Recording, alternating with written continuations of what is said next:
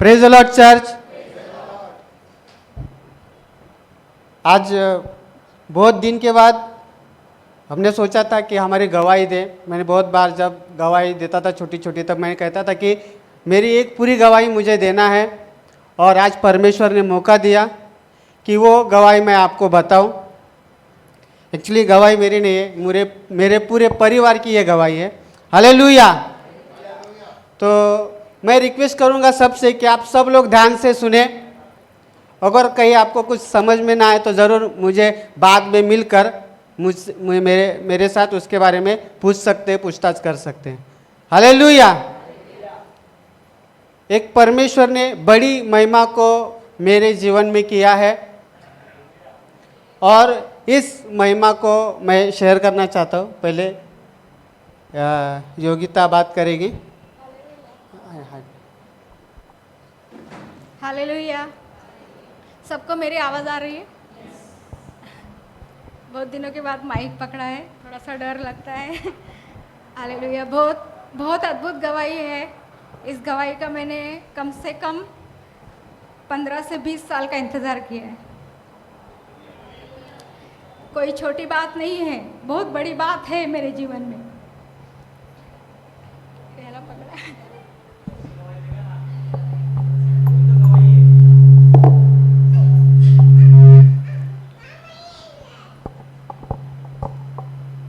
इसको कोई हैंडल करे। बोलने दे। हालेलुया। 15 से 20 साल की इंतज़ार के बाद अद्भुत चमत्कार जो परमेश्वर ने हमारे जीवन में किया है, बहुत बड़ी गवाही। मतलब जहाँ पे जीवन शुरू होता है, एक लड़की जब अपनी जवानी में आती है तो एक अलग ख्वाब देखती है, घर बसाना, शादी करना, बच्चे को जन्म देना, ऐसी बातें वो सोचती रहती है। मुझे टाइम लगेगा थोड़ा, क्योंकि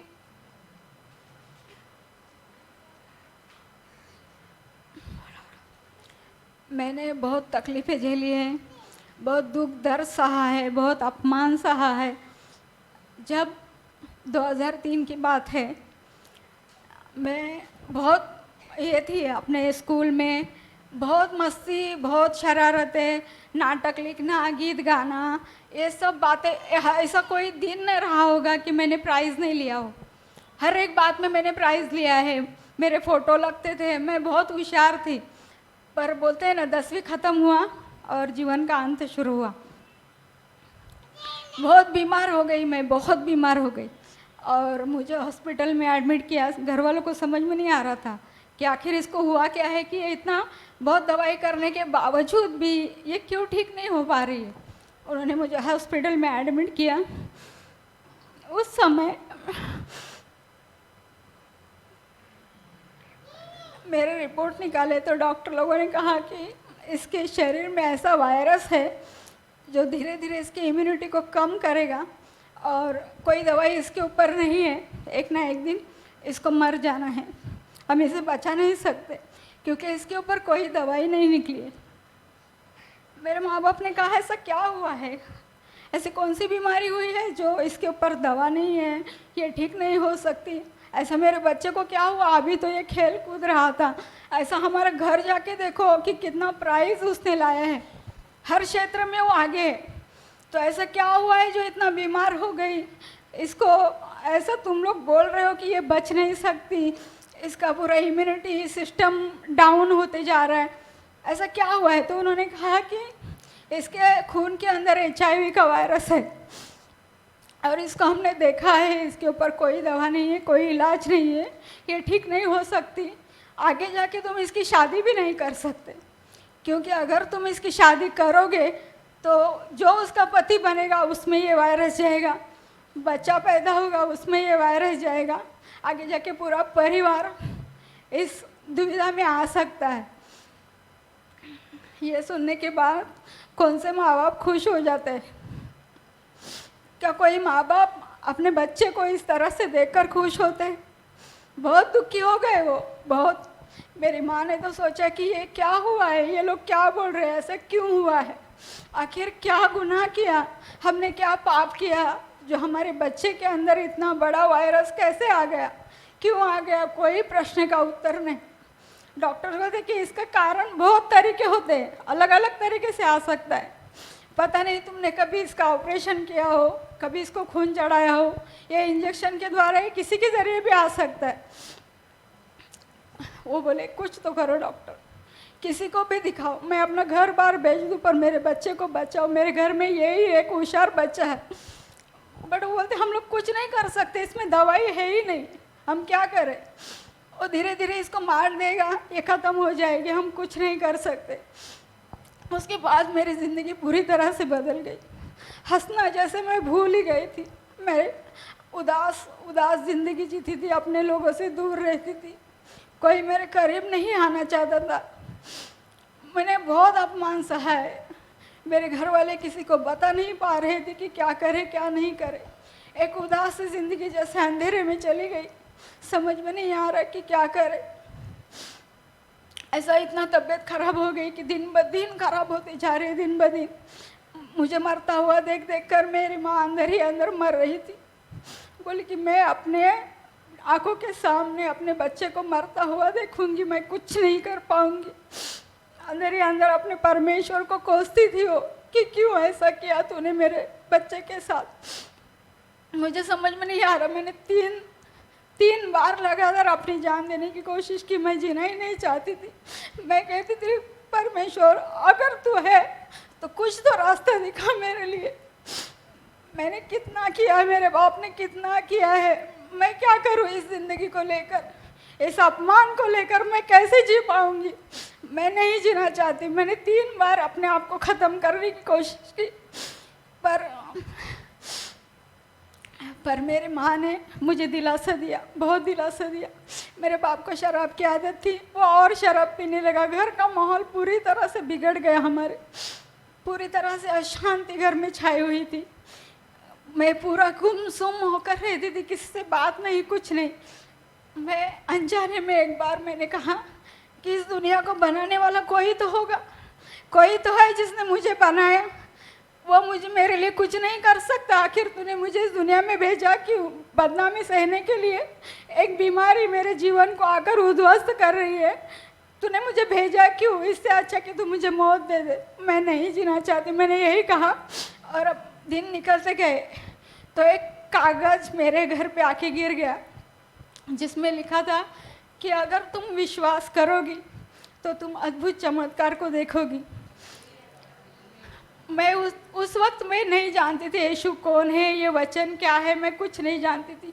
बट मेरा लगाव बढ़ गया कि ऐसा क्या है, ये सच्चाई क्या है, मैं इसे कैसे खोजूं, ये मेरे जीवन को बदल सकता है क्या, मैं कैसे खोजूं। मैं कुछ नहीं जानती थी इसके बारे में।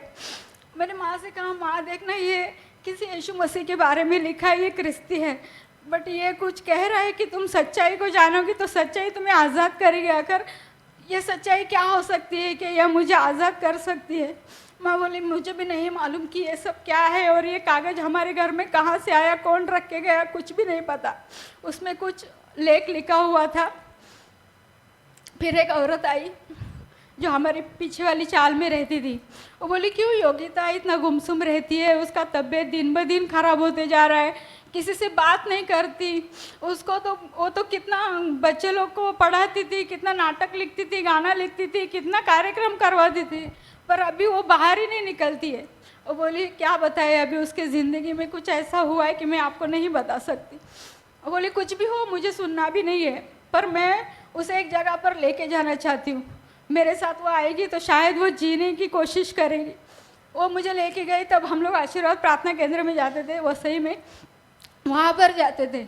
वहाँ पे मैंने देखा अद्भुत गवाही आती थी, अद्भुत लोग चंगे हो जाते थे, बहुत सारी बातें वहाँ पे दिखती थी। मुझे धीरे धीरे वचन समझ में आने लगा, धीरे धीरे मैं उसमें इंटरेस्ट बढ़ता गया, और मैं अपनी बीमारी को भूलने की कोशिश करती रही कि शायद जो भी जीवन छोटा सा है मेरे जीवन में, जो भी है, मैं उसे खुशहाली से जीऊँ। और मैंने उस वक्त तय कर लिया कि मैं अपने जीवन को प्रभु यीशु को दे दूँगी, जितना वो मुझे जीवन देना चाहेगा मैं जीऊँगी। फिर उसके बाद एक बिहारी लोग हमारे बाजू में रहते थे, उन्होंने मुझे कहा कि तू ना घर में मत बैठा कर, घर में बैठेगी, तू सोचते जाएगी तो और पागल होते जाएगी। उसने मुझे जॉब पे लगाया, कुरियर का जॉब। परमेश्वर ने हर कदम पे मुझे अच्छे लोग दिए, हर कदम पे लोगों ने मुझे सहारा दिया। फिर जॉब पे लगना, प्रार्थना जाना, ये मेरा शेड्यूल शुरू हो गया। मैंने सोचा नहीं था कि मेरी शादी होगी, कभी भी नहीं सोचा था, क्योंकि ये मेरे माइंड से डॉक्टर का सुन के मैंने निकाल दिया था पूरी तरह से। मैं नहीं चाहती थी कि मेरी शादी होगी, और मेरे माँ बाप भी नहीं चाहते थे कि इसकी शादी करके किसी और की ज़िंदगी बर्बाद करे, वो नहीं चाहते थे।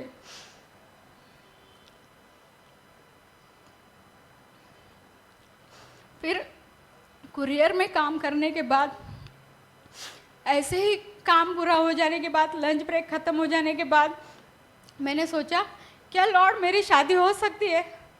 नहीं हो सकती, मेरा ये कहना भी गलत है, ऐसा मैंने खुद से कहा।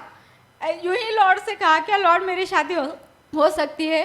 मैंने कहा नहीं हो सकती, ये मेरा कहना गलत है, किसी और की ज़िंदगी बर्बाद करने का मुझे कोई अधिकार नहीं है, मुझे ये सोचना नहीं चाहिए, ये सब मेरे दिमाग से निकलना चाहिए। मैंने अपने आप से बातें की। कुछ साल के बाद विनोद वहाँ पे आए जहाँ पे मैं प्रार्थना में जाती थी, उनके घर पे ही जाती थी मैं प्रार्थना के लिए।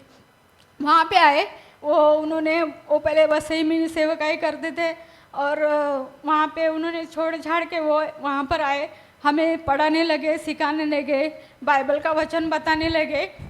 अब उन्होंने मुझसे शादी करने का निर्णय क्यों लिया, किस लिए लिया, ये वही जानते हैं। उनको परमेश्वर ने क्या बताया वो खुद बताएंगे, आगे की स्टोरी वो खुद बताएंगे कि क्यों उन्होंने मुझसे शादी करने का निर्णय लिया, जबकि उनको कोई बीमारी नहीं, कोई वायरस नहीं उनके अंदर। हालेलुया। जो योगिता ने बताया है उसमें बहुत सारी बातें वो नहीं बता पाई और नहीं बता सकती है। हालेलुया। जब मैं योगिता को मिला था तो उसको HIV डिटेक्ट होने के बाद 10 साल हो गए थे। हालेलुया। HIV डिटेक्ट होकर 10 साल होना छोटी बात नहीं है। HIV डिटेक्ट होने के बाद या तो 5 साल 6 साल में विदाउट ट्रीटमेंट इंसान मर जाता है।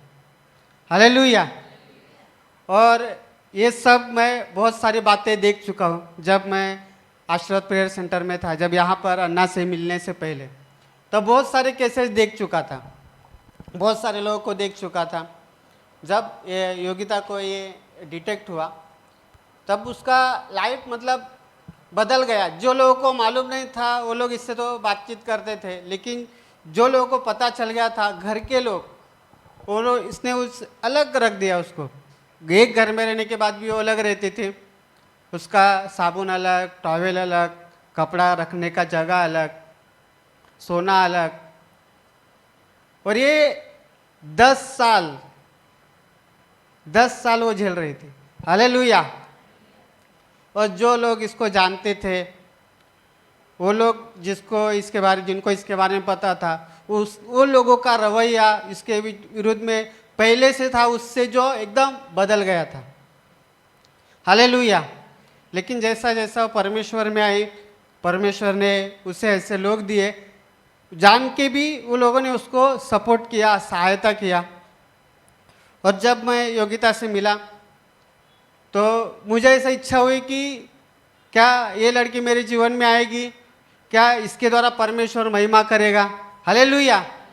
ये चीज़ को मैंने देखा कि इसके अंदर कुछ बातें हैं जो इसमें बोलने की अच्छी बातें हैं, दूसरों के लिए मेहनत करने की, अगर दूसरे के ऊपर अन्याय हो तो उसके सामने जाकर खड़ा रहने की, इसमें एक कुछ अच्छी क्वालिटीज़ है जो मैंने देखी सुनी। और मेरे अंदर आया कि क्या इसको अगर जहाँ पर है वहाँ से ही निकलेगी तो परमेश्वर इसका उपयोग अच्छे काम के लिए कर सकता है। हालेलुया। और कुछ बातें मेरे मन में आई, फिर इस बातों को मैंने घर पे बताया, जो मेरे से पहले वो सब लोग जानते थे। हालेलुया, इसके बारे में। और जब ये प्रार्थना में हमारे घर पे आने लगी तो हमारे घर पे कुछ भाई थे, बहनें थे। ये घर में उसका प्लेट अलग था, लेकिन यहाँ पर प्रार्थना में सब लोग एक प्लेट में खाना खाते थे, जानकर भी। हालेलुया। और ये जब बातें चल रही थी।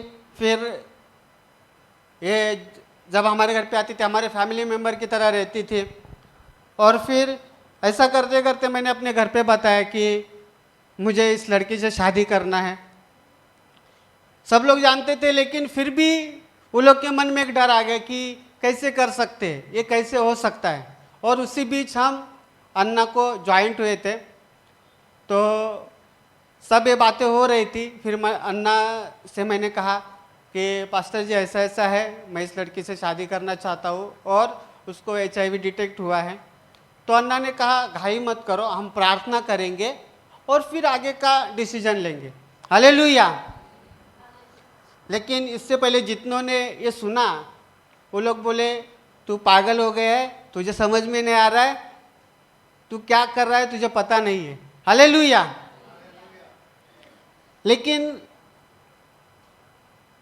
मेरे अंदर कोई डर नहीं था। यही सबसे बड़ी गवाही थी मेरे लिए कि मेरे अंदर योगिता के बारे में कोई डर नहीं था कि ये लड़की मेरे जीवन में आएगी तो मेरे साथ क्या होगा।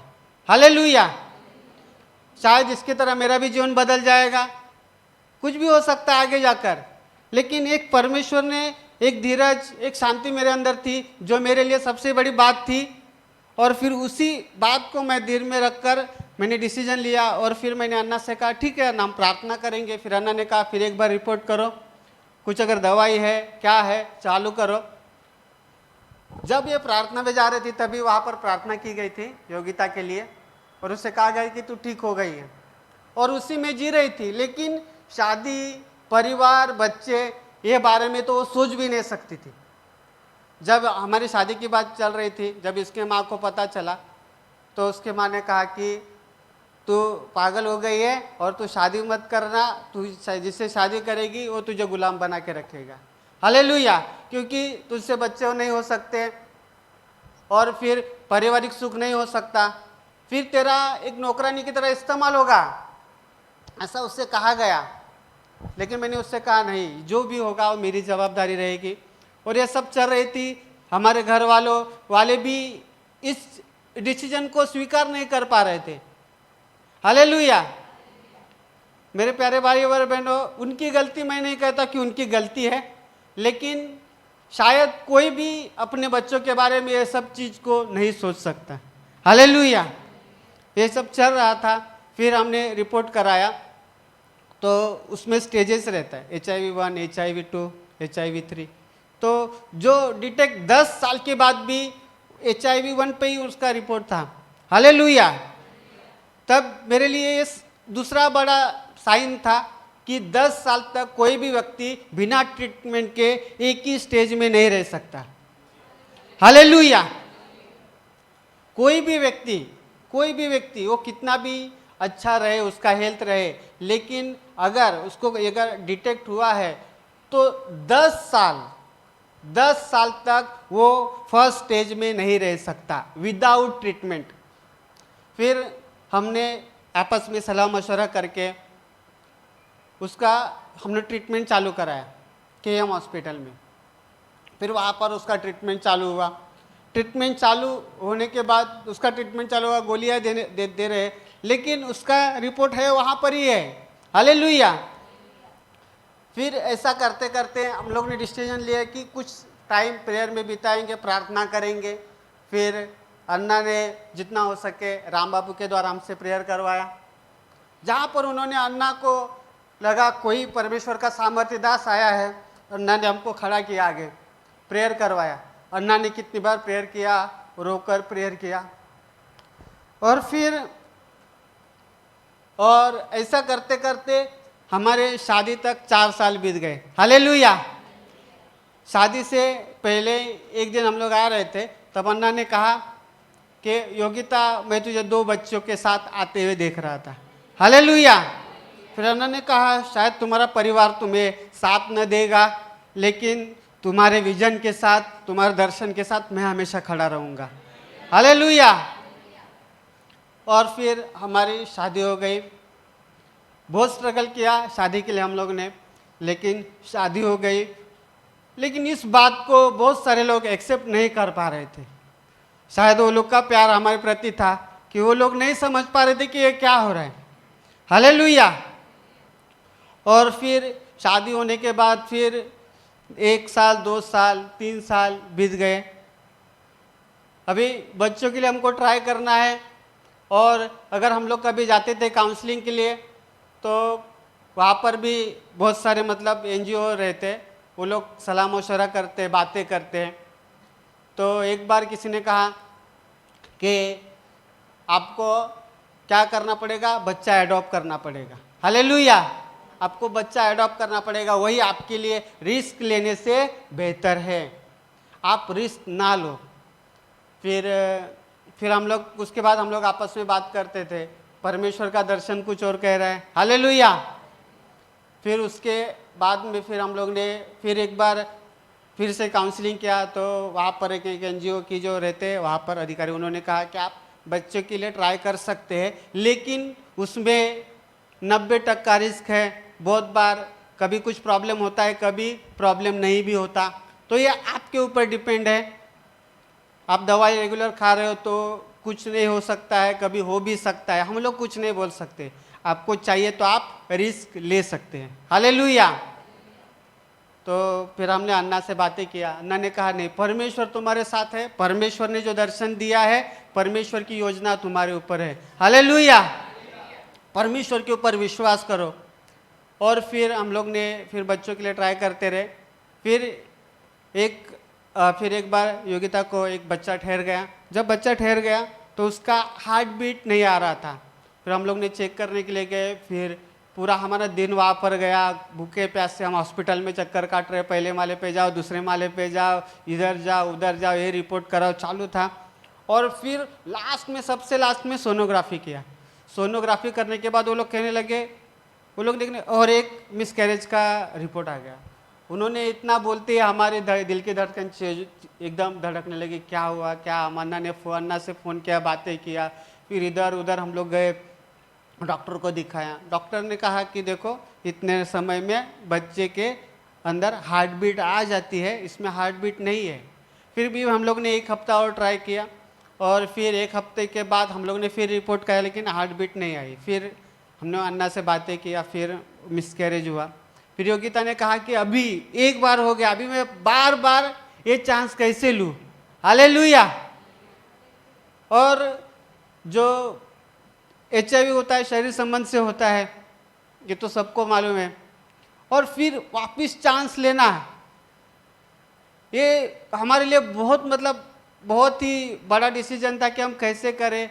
लेकिन फिर भी हमने परमेश्वर के ऊपर विश्वास किया। और फिर हमारा जॉन का ये गर्भधारणा हो गई। हालेलुया। हालेलुया। मेरे प्यारे भाई और बहनों, ये जब जॉन की गर्भधारणा हो गई तो हम लोग ने पहला रिपोर्ट कराया। तो वहाँ पर सोनोग्राफी करवाया तो उन्होंने कहा कि सिर्फ एग रिलीज़ हुआ है, वो एग फूटा नहीं है, तो आपको कुछ दिन वेट करना पड़ेगा। तो डॉक्टर ने क्या कहा, कुछ भी हो सकता है। हालेलुया। उनका कुछ भी में हमारा दिल ऊपर नीचे हो गया। हालेलुया। कुछ भी हो सकता है। फिर हम लोग ने किसने अन्ना से कहा, अन्ना प्रार्थना किया। अन्ना ने कहा कि ये परमेश्वर की योजना है, ये बच्चा जीवित रहेगा। हालेलुया। और फिर और 15 दिन के बाद फिर हम लोग ने टेस्ट कराया, सोनोग्राफी कराया। तो उसका दिल धड़क रहा था।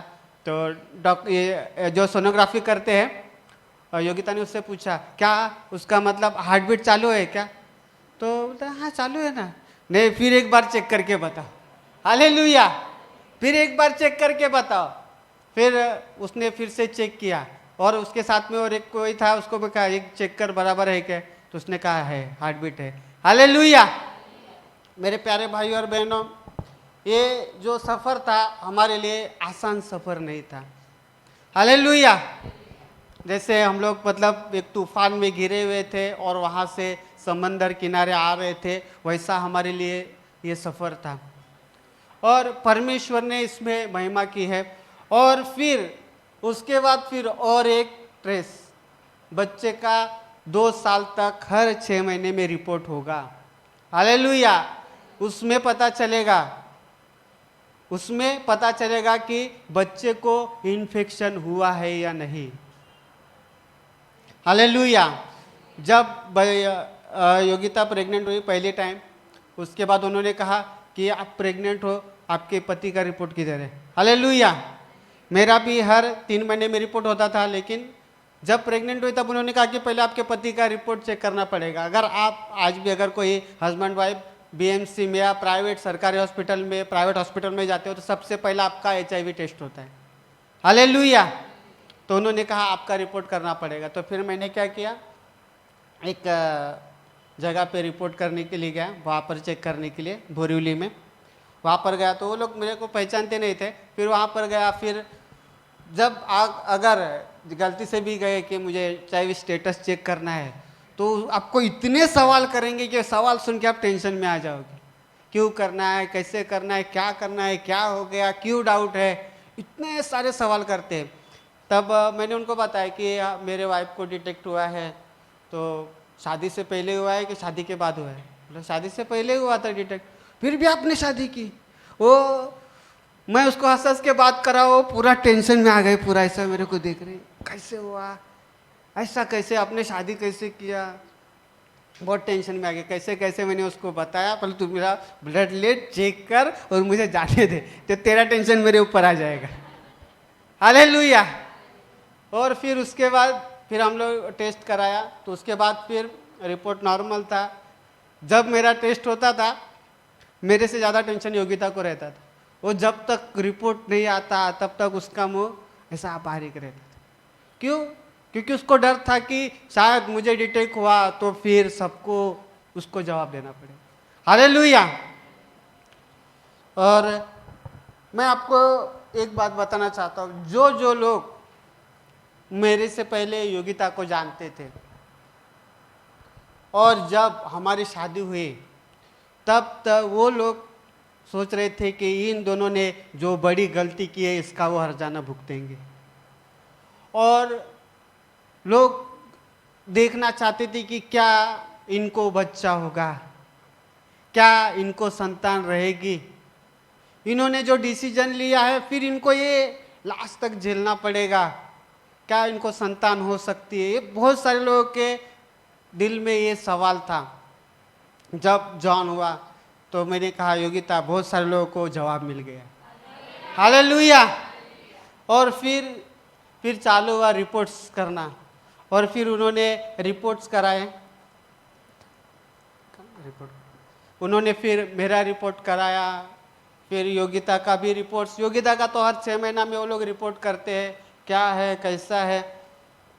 तो सबसे पहले मैं योगिता का रिपोर्ट दिखाना चाहता हूँ, मोटा वाला।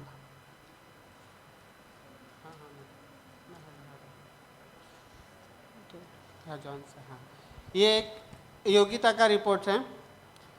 इसमें ना उसका जो ट्रीटमेंट चालू है, लेकिन बहुत सारे लोग हैं ना, कितना तो सालों रिपोर्ट दवाई करते हैं, लेकिन ये ऐसा रिपोर्ट नहीं आता है। यहाँ पर उनका जो है ना रिपोर्ट में आया है कि उसका वायरस है ना, जो डिटेक्शन लेवल से भी नीचे है।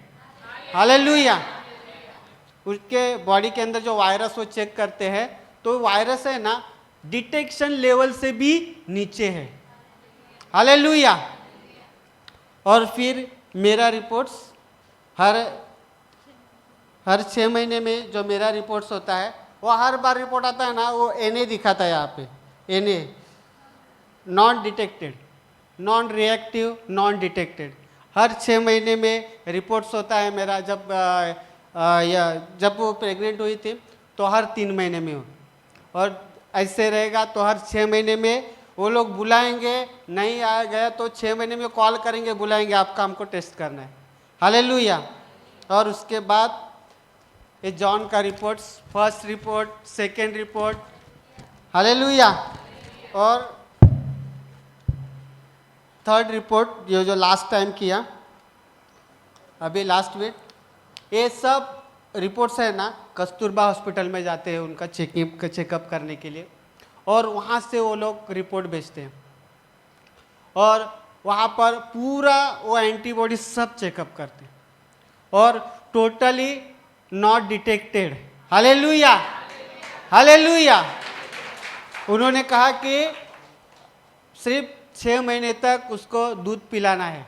6 महीने तक, 6 महीने के बाद दूध मत पिलाओ, वो काटेगा।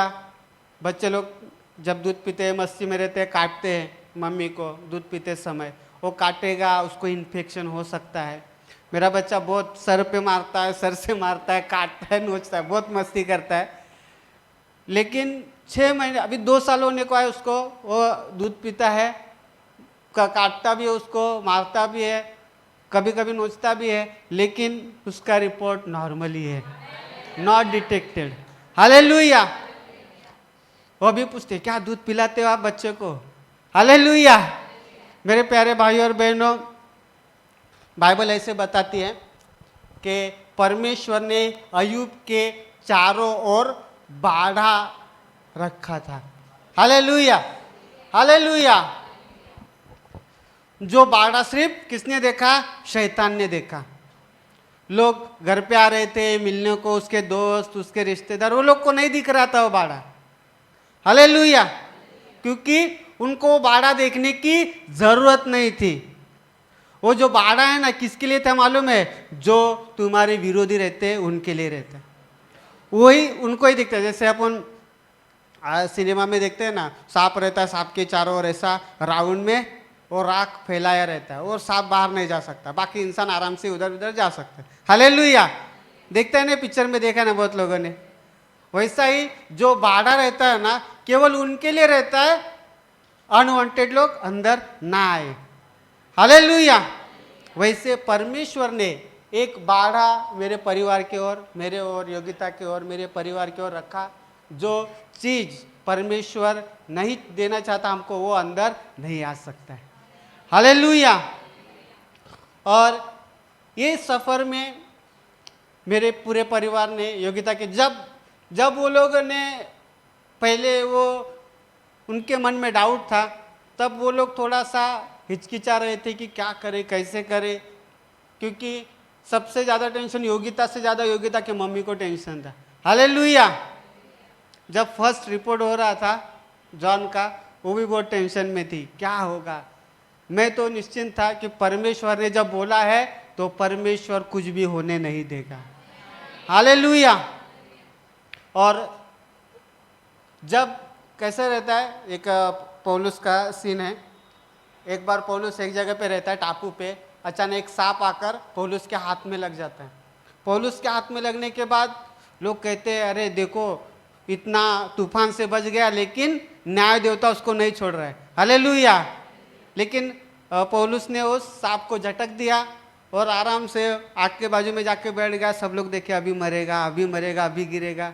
लेकिन कुछ देर के बाद लोगों ने, उनका सोच बदल गया, अरे जहरीले चीज ने भी पकड़ लिया, लेकिन इसे कुछ नहीं हुआ, क्योंकि ये कोई अच्छा व्यक्ति है। हालेलुया। वैसे शादी के कुछ साल बाद, 1 साल बाद, 2 साल बाद, 3 साल बाद, हमारे परिवारों का भी सोच, जो टेंशन में थे क्या होगा, कैसे होगा, वो लोग का सोच भी धीरे धीरे परमेश्वर ने बदल डाला। Hallelujah, hallelujah. और बहुत सारी चीज़ें हमारे जीवन में उसके बाद हुई, और परमेश्वर ने जो जॉन के द्वारा हमारे जीवन में महिमा की, इसके द्वारा जो लोगों ने सोचा था कि ये दोनों ने पागलपन किया है, ये लोग पछताएंगे, वो लोगों अब पछता रहे। वो लोग के लिए एक बड़ा जवाब परमेश्वर ने जॉन के द्वारा दिया। हालेलुया। और एक सबसे बड़ी गवाही मैं बताना चाहूँगा कि जब दुनिया में थे, योगिता के साथ कुछ लोग, मतलब गिने चुने लोग ही उसके बारे में जानकर उसके करीब रहते थे, उससे बातें करते थे, या फिर उसके साथ व्यवहार रखते थे, जानकर भी। लेकिन चर्च में आने के बाद किसी ने भी जानने के बाद उससे, योगिता से दूरी नहीं बनाई। हालेलुया। बाहर जाते हैं तो बाहर हाथ मिलाते हैं, चर्च में गले लगाते हैं। Hallelujah, hallelujah. कितने जितने भी थे पास्टर, हमारे पहले जो भी यहाँ पर थे, कांग्रेगेशन था, किसी ने भी योगिता के बारे में जानकर उससे दूर नहीं भगाया, किसी ने भी उसके साथ दूरी नहीं बनाई। हर लोगों ने गले लगाकर उसका स्वागत किया। हालेलुया। और यही कलीसिया की, यही यीशु मसीह की सबसे बड़ी गवाही है और यीशु मसीह की सबसे बड़ी ताकत है। हालेलुया। लोग कोड़ी का इलाज ऐसा दवाई फेंक कर करते, यीशु मसीह ने हाथ लगाकर कोड़ी का इलाज किया। हालेलुया। तो मेरे लिए, योग्यता के लिए ये सबसे बड़ी बात थी कि कलीसिया में, चर्च में या प्रार्थना के सभा के जगह पर किसी ने भी योग्यता को दूर नहीं रखेला। सब लोगों ने उसे मतलब गले लगाया, एक थाली में खाना खाया। सबसे बड़ी गवाही वही चीज़ थी कि योग्यता के जीवन में एक डिसीजन लेने के लिए या यीशु मसीह में खड़े रहने के लिए, ये सबसे बड़ी बात थी कि वो यीशु मसीह में उसने कदम रखा और खड़ी रही। हालेलुया। मेरे प्यारे भाई और बहनों, गवाही और बहुत सारी बातें बता सकता हूँ, लेकिन यहाँ पर मैं गवाही खत्म करता हूँ। ये सबसे बड़ी गवाही हमारे जीवन में कि हम लोग आज यहाँ पर है, आप लोगों के बीच में है और निरोगी है।